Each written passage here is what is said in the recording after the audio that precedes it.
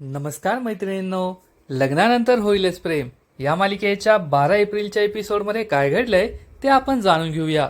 नंदिनी खूप अस्वस्थ असते. जीवा तिला पाणी आणून देतो आणि नंदिनीला विचारतो जे झालंय त्याचा पश्चाताप होतोय का. नंदिनी म्हणते पश्चाताप नाही, मनस्ताप होतोय.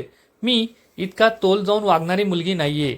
मी कधीही कोणावर हात नाही उचलत, काहीही झालं, परंतु आज माझा हात उचलला गेला कारण त्या रम्याने सगळ्या लिमिट्स क्रॉस केल्या. काव्या माझा जीव आहे आणि तिच्याबद्दल असं बोलणं, तिच्या चारित्र्यावर शिंतोडे उडवणं, माझ्या आईबाबांचे संस्कार काढणं, यामुळे मी चिडले आणि रम्याच्या थोबाडीत मारली. जीवा विचारतो तुझा काव्यावर इतका विश्वास आहे का, आणि जर हा कधी विश्वासघात झाला मग. नंदिनी म्हणते मग एक बहीण म्हणून ही माझी सगळ्यात मोठी हार असेल. परंतु काव्याबद्दल मला माहीत आहे, जसं तुम्ही विश्वास ठेवून तुमच्या एकतर्फी प्रेमाबद्दल मला सांगितलं ना, तसंच तिने सुद्धा सांगितलं असतं. त्यामुळे मला नाही वाटत की काव्याचं असं एखादं प्रेम प्रकरण असेल, तिने मला फसवलेलं असेल. इकडे वसुआत्या ही रागारागाने रूममध्ये येते आणि रम्याला म्हणते बस झाला आता, आपण या घरात राहायचं नाही. तेव्हा रम्या शांत उभी असते. वसुआत्या विचारते तू का शांत उभी आहे? मला वाटलं मी येऊपर्यंत तू रूमचा सत्यानाश केलेला असेल, सगळं अस्तव्यस्त केलेलं असेल, फेकून दिलेलं असेल, परंतु तू बर्फासारखी इथे थंड उभी आहे. चल आता आपण या घरात नाही राहू शकत, आपल्याला हे घर सोडून जायचंय. आपला खूप मोठा अपमान झालाय, त्या नंदिनीने तुझ्या थोबाडीत मारलीये. तर रम्या म्हणते नाही आई, मला हे घर सोडून नाही जाता येणार. माझ्या पार्थसाठी मी या घरातच राहणार. हे ऐकून वसुआत्याला मोठा धक्काच बसतो. इकडे विक्रम हा खूप दुःखी असतो.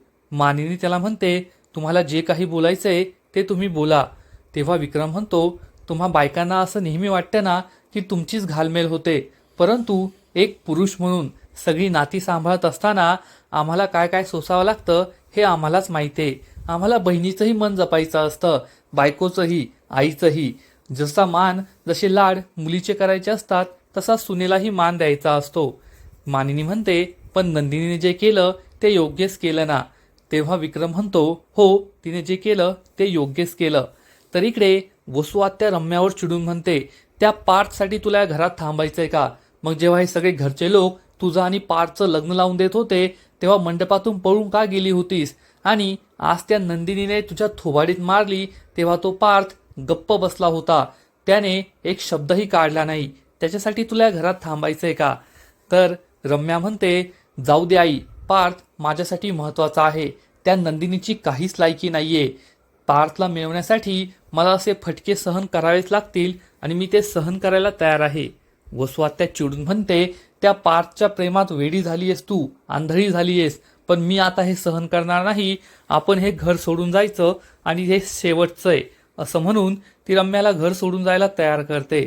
तर इकडे विक्रम हा मानिनीला म्हणतो की नंदिनीला मी पाहिलंय, ती तारतम्य बाळगून वागणारी मुलगी आहे, परंतु तिच्या आईबापाच्या संस्कारावर बोट ठेवणं, तिच्या बहिणीच्या चारित्र्यावर शिंतोडे उडवणं हे खूप चुकीचं आहे आणि त्यातूनच तिची अशी रिॲक्शन झाली.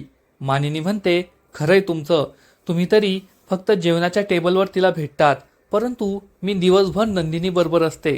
वसुआत्या तिला येता जाता टोमणे देत असतात, परंतु नंदिनीचा सूर हा उंच होत नाही, ती सगळं सहन करते. आज जी काही चूक झाली ती वसुआत्या आणि रम्याची झाली. त्यांनीच वागण्यामध्ये बदल घडून आणला पाहिजे. त्याच वेळेस वसुआत्या बॅगा घेऊन तेथे येते आणि चिडून म्हणते वा मानिनी वा, स्वतःच्या सुनांसाठी तू आज मला आणि रम्याला पर्क केलं ना. विसरलीस का या घरात तुझ्या लग्नाच्या पहिल्या वाढदिवसापासून, तुझ्या वाढदिवसापासून, डोहाळे जेवणापासून सगळं मी साजरं केलंय.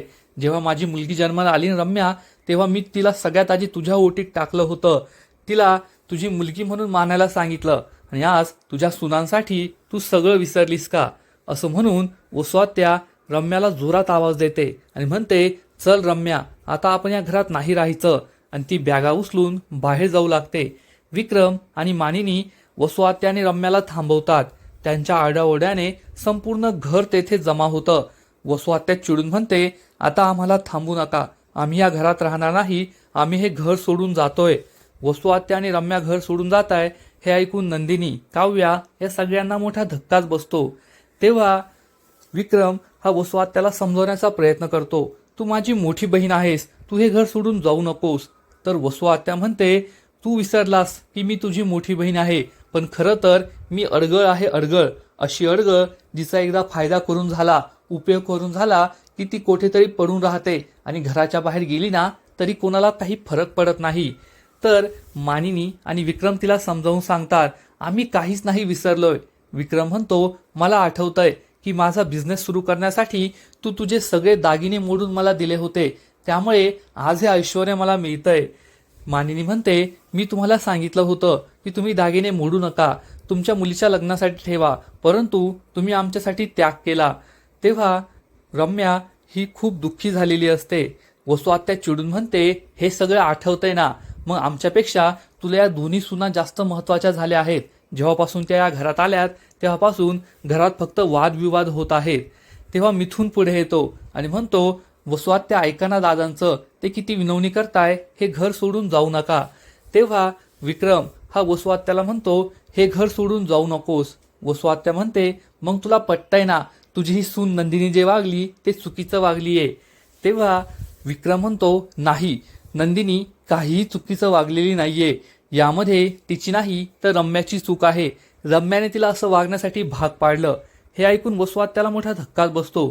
ती चिडून म्हणते, वा विक्रम वा, आता या नंदिनीला तू सगळं योग्य म्हणतोय आणि आम्ही तुला चुकीच्या वाटतोय ना, त्यामुळेच आम्हाला या घरात राहायचं नाहीये.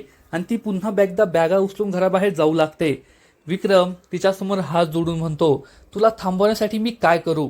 वसू आत्या म्हणते, आता तू विचारलंय ना म्हणून सांगते, जर आम्ही या घरात थांबावं अशी तुझी इच्छा असेल तर या नंदिनीला रम्याच्या पायावर नाक घासून माफी मागायला सांग, तेव्हाच आम्ही या घरात थांबू. हे ऐकून नंदिनी, काव्या आणि घरातील सगळ्यांना मोठा धक्काच बसतो. पुढील एपिसोडमध्ये आपण पाहू की नंदिनी वसू आत्याला म्हणेल की मी रम्याची माफी मागणार नाही, त्यामुळे वसू आत्याला मोठा धक्काच बसणार. तर इकडे पार्थ नंदिनीची बाजू घेईल आणि नंदिनी जीवाला म्हणेल की मी सगळं सहन करू शकते, पण माझा विश्वासघात कुणी केला तर ते सहन करू शकत नाही.